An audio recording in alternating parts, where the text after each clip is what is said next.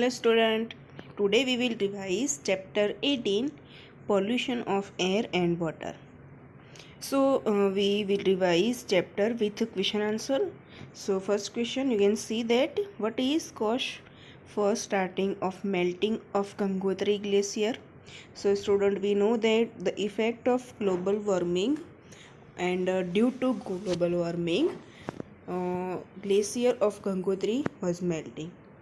Second question, which health problem arises by air pollution? So answer is respiratory problems like asthma, breathlessness, bronchitis, etc. Next question 3, what is global warming? So we know that student, increasing of temperature in atmosphere is called effect of global warming. And also student, you know that in detail we already learned in a chapter. So revise from book the effect of global warming. Next question, which gas is responsible for depletion of ozone layer? So we know that student, it's a CFC, it means chlorofluorocarbons. Next, what does SPM stand for? So it's a student, you know that out of book question, but for your kind information, remember that SPM means solid particulate matter.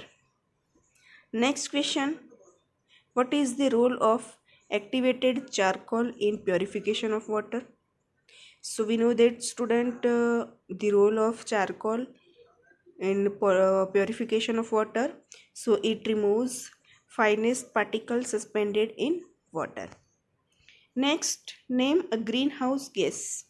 So greenhouse gas, it means carbon dioxide, methane, water vapor, all are the gases of greenhouse. Next, what is the formula of ozone? So student, remember that chemical formula of ozone, it means O3.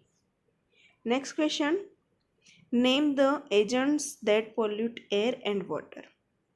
So name the agent like a substance and which are responsible for pollution of air and water, so it called pollutants. Next, name the main air polluting gases. So in uh, atmosphere, sulfur dioxide, carbon monoxide and nitrogen oxides are responsible for polluting air. Next question, which radiation are absorbed by CO2? So infrared radiation are absorbed by carbon dioxide. Defined autofication. So student, also this question is out of book, but for your kind information to remember that enrichment of water bodies with nutrients like nitrates and phosphates is known as autotrophication. Name the major source of water pollution. So untreated sewage is responsible for pollution of water. What is the function of ozone layer? So what is the function and what work do ozone? So ozone layer protect us from ultraviolet rays of the sun. Name disease spread through drinking of contaminated water. So we know that water related disease, diarrhea, typhoid, etc. When was the Ganga Action Plan launched? So remember student, in year 1985, Ganga Action Plan. Next question, what is smog? So the combination of smoke and fog is basically known as smog, and basically smog which we can see in the early morning in monsoon season. Next, what do you mean by water pollution? So when water get contaminated by unwanted substance which have a harmful effect on both living and non-living things is referred to as water pollution. So remember student, water pollution, and also we have already learned in a textbook. What is greenhouse effect? The reflected sun rays are trapped by the earth atmosphere, and the trapped radiation warms the earth, and this process by which the temperature of the earth atmosphere rises is called greenhouse effect. So generally student, rays of sun are trapped by earth atmosphere. It means they trapped on the earth surface, and they warm the around atmosphere of earth. So this effect, and that's why temperature of earth become rises, increases. So this effect is called greenhouse effect. Next question: what are the main causes of air pollution? So here you can see that first, poisonous gases which are expelled by various industries. So chemical industries and many other industries are related to air pollution. Next, gases emitted by vehicles, smoke and dust which are arising day by day due to human activities, and next, smoke emitted by forest life fire. So these are the main causes of the air pollution. Next question: what do you mean by air pollution?